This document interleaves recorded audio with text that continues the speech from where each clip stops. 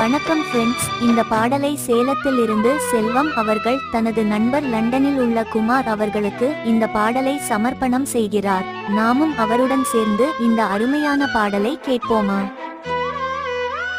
மாறி போன போதும் இது தேறு போகும் வீதி,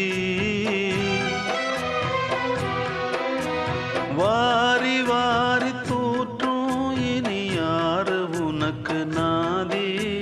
பாசம் வைத்ததாலே நீ பயிரை காத்த வேலி, பயிரை காத்த போதும் வீண் பழியை சுமந்த நீதி.